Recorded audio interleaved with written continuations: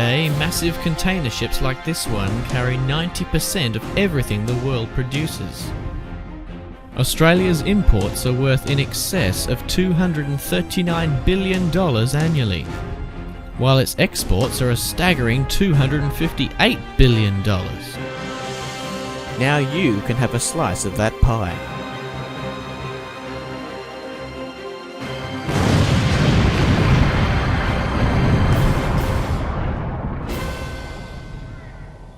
So could you give us an overview of importing and exporting? Yeah, look, importing in Australia is 118 billion a year industry. That's 118 billion a year business, and that's according to the Australian Department of Commerce and Stats. Just to give you an idea of the size of the Aussie import market, Australian imports products from hundreds of countries, ranging all the way from Japan, which is I believe around 15 billion annually, down to Spain, about 1 billion. I mean, can you get your mind around those sorts of numbers? That's huge. But I mean, of course, Australia also imports millions of dollars worth of products a year from much smaller countries as well.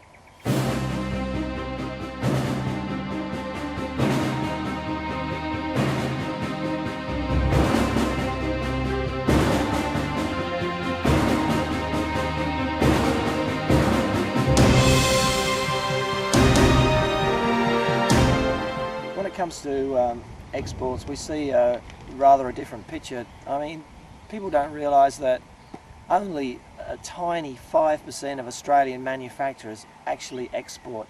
I mean, this just means that for the other 95%, the opportunity for you folks out there to operate as an agent or whatever you choose is absolutely phenomenal. I'll just say that again, only 5% of manufacturers actually export.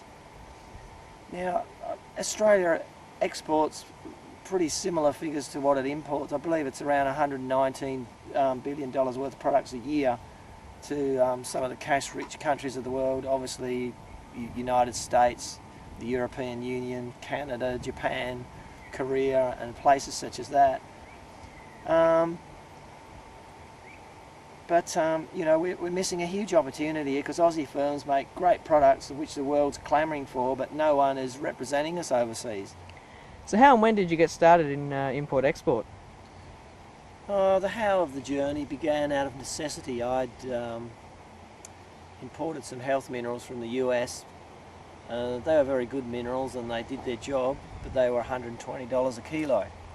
So I set about a research process to try and find these minerals cheaper, and that's how the whole thing began, really.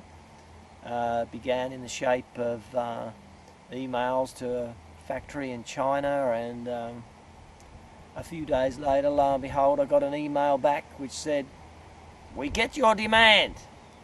And I was quite worried. I wondered what I'd done, because I'd hadn't much dealing with e-commerce then. We're talking 7 or 8 years ago, and it went from there.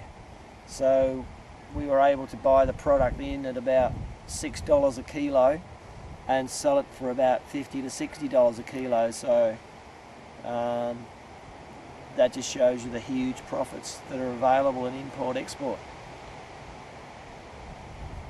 So how did you find out what you had to do? This was very much a trial and error process back then.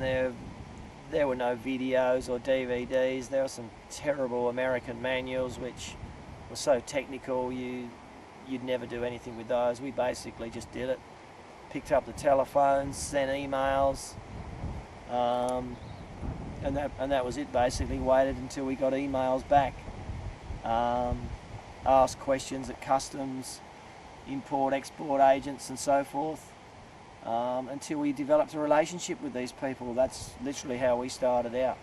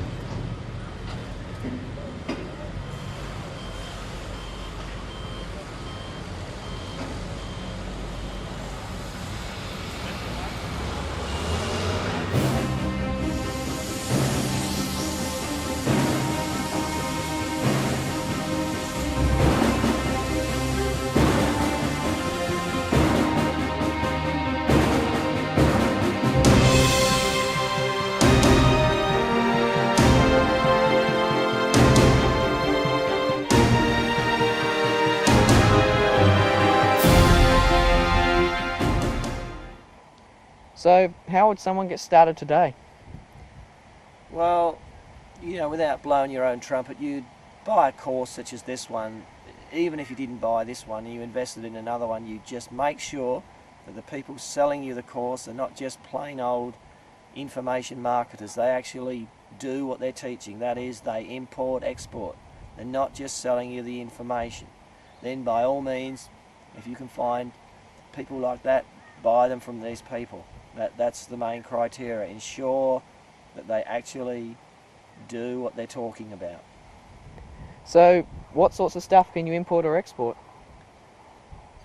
Yeah, that's probably not the right question. The right question is, what's the market that offers me the best profit? But in as far as what can you import, export, well, obviously just about everything that's legal.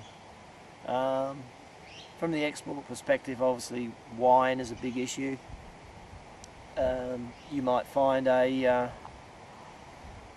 someone in England that's keen to take on a very small winery production over here, in which case you get in contact with the would-be buyer over there, find out what they'd be prepared to pay, then approach the producer of the wine in Australia, find out what they're prepared to sell it to you at, do the math on the export side of things, add 10 to 15% profit for yourself, and there you are. You need not actually have to put in a cent of your own money in a deal like this.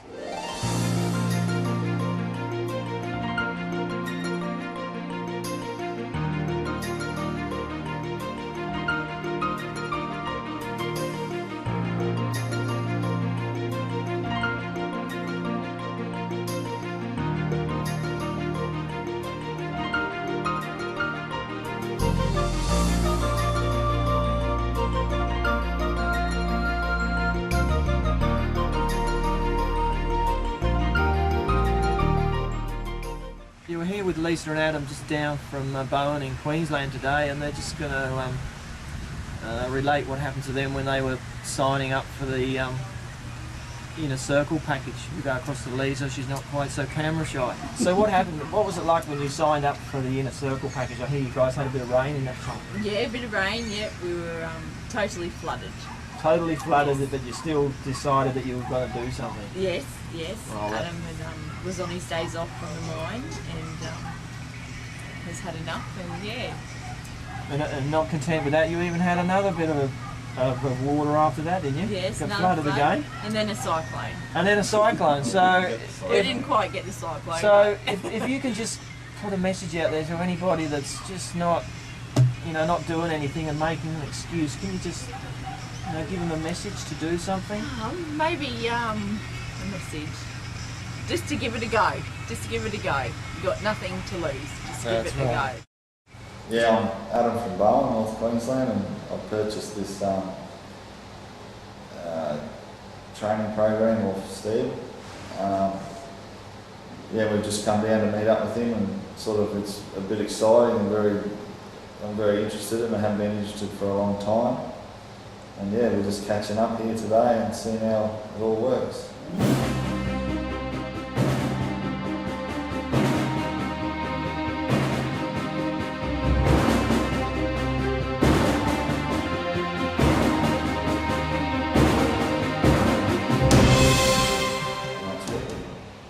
And you've got the settlement. Yeah, you've got your train component in there. Nothing. No.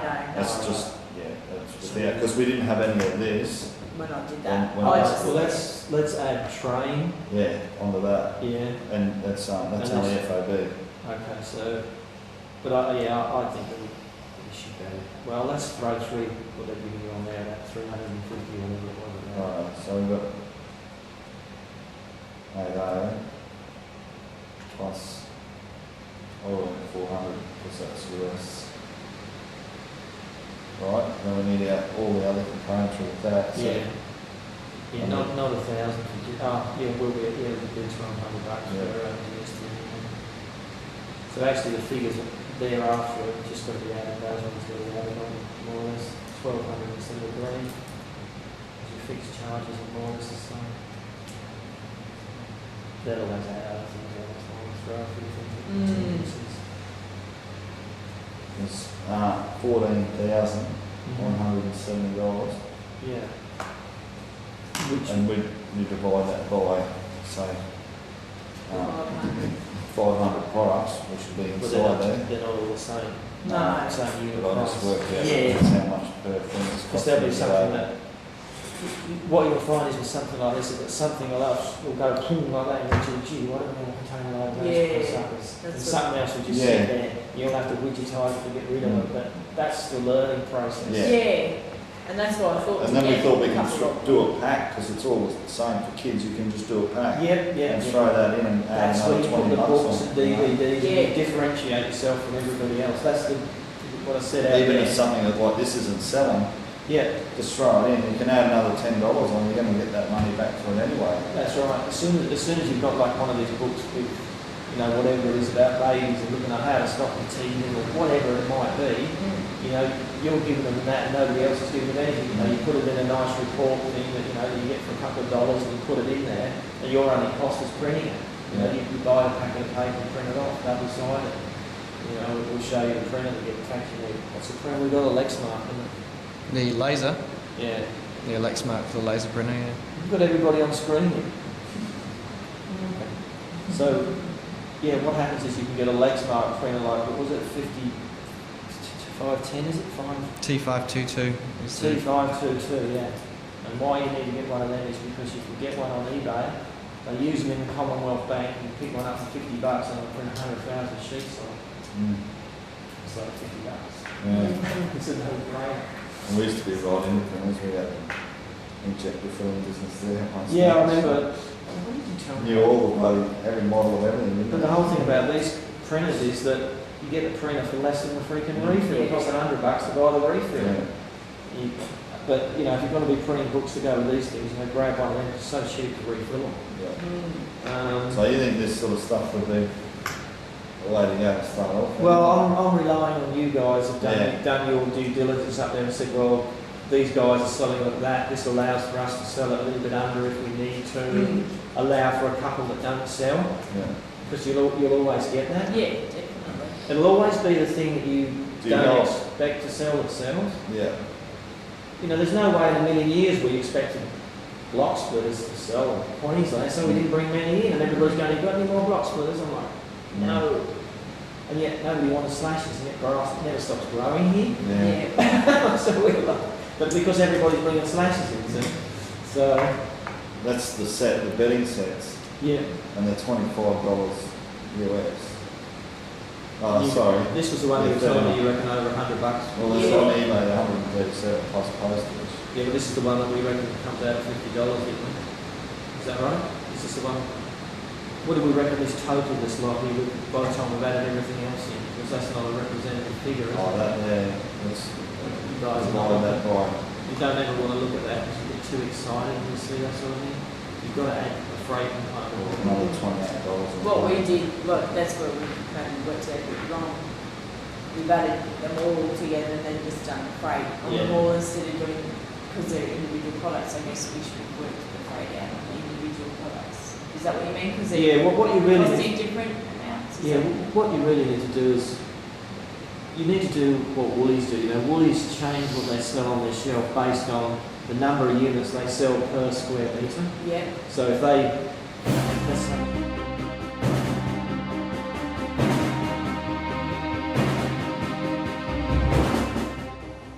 what we have here is a 20-foot sea container. This is how your fortunes are made in import-export.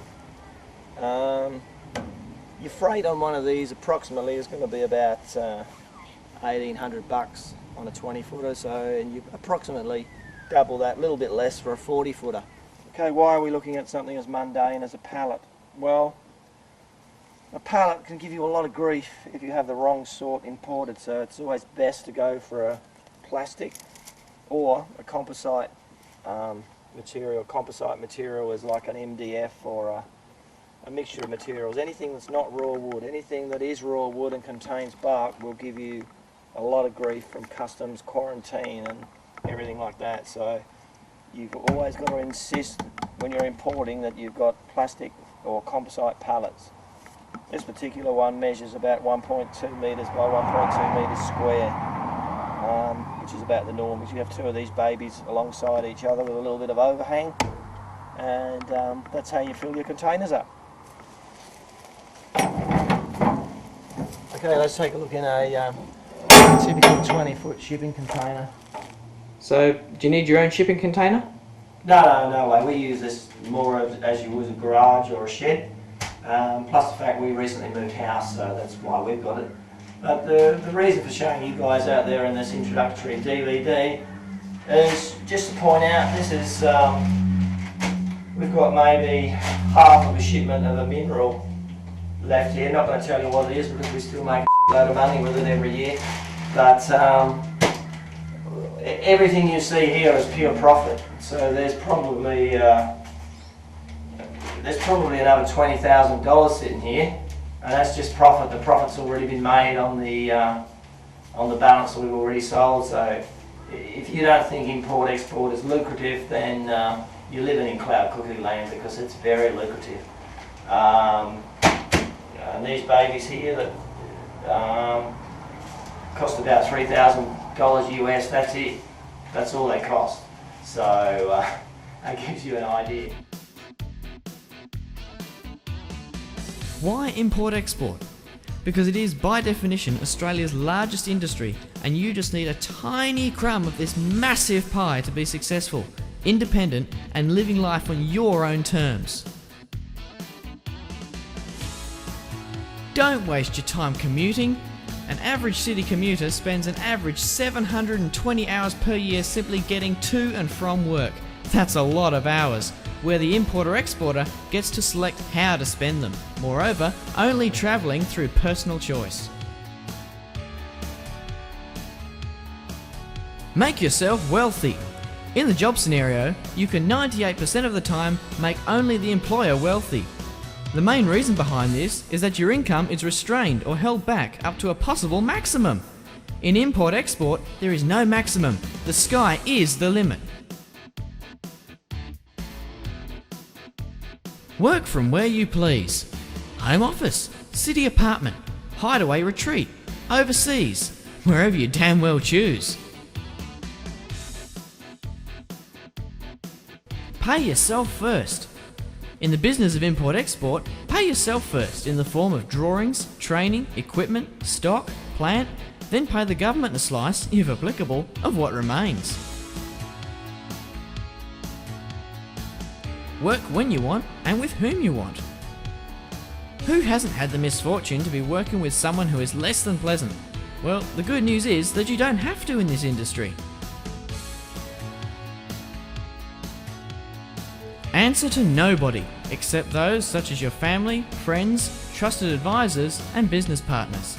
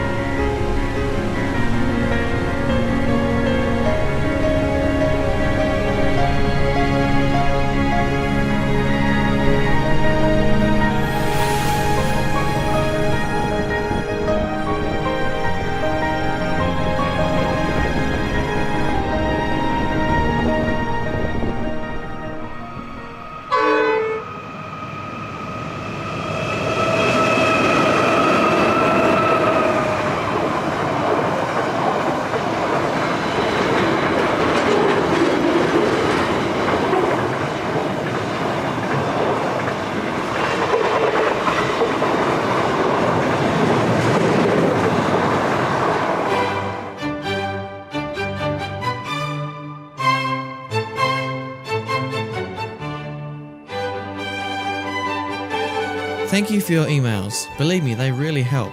Your emails keep my inspiration and incentive on a better life. Thanks, and please keep them coming. Pablo Lucero, Stanhope Gardens, New South Wales. Steve was quick to identify a perfect match of market and business for myself. We have 2 small kids, so this is a challenge. Also source likely product for us with marketing strategies. Together with full phone support and personal visits, how could you fail? Thank you, Steve and Mitch. Carmen Nichols, Nerang, Queensland. I was concerned about my ability to actually import-export, but Steve pointed out to me that I am actually overqualified. I thought he was joking. This is more than a business in a box. These people actually show you what to do based on their considerable experience. See you soon, Steve and Mitch. Bring your bucket and spade. Joan White, Gold Coast, Queensland. I was worried about making my current income of $35,000. Now I've hooked up with these guys, there'll be no stopping me. Whether you need import-export, websites, copywriting, advertising, eBay, video, audio, you're in a fortunate position to be able to be coached by them both. Nice one. Colin Nichols, Gold Coast, Queensland. I just listened and soaked up the knowledge from a couple of very knowledgeable gents that speak to you unscripted and on the fly. If you can find anyone else like that, run, don't walk to their door. Looking forward to working with the Import-Export Secrets team in the future. Rashid Dempster, Gold Coast, Queensland. Thanks so much for your input into my fashion design business. Look forward to catching up with you in the near future. Ria, Melbourne, Victoria.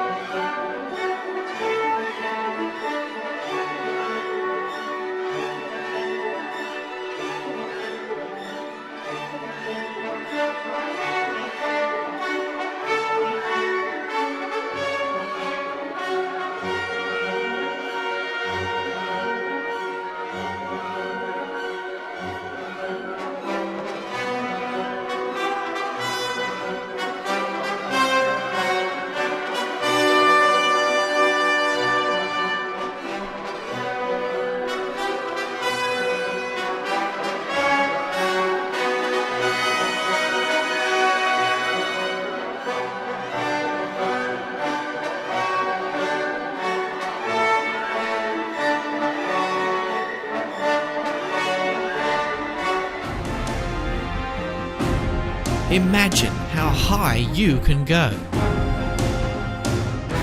with what you will know. What do you want to achieve in your life?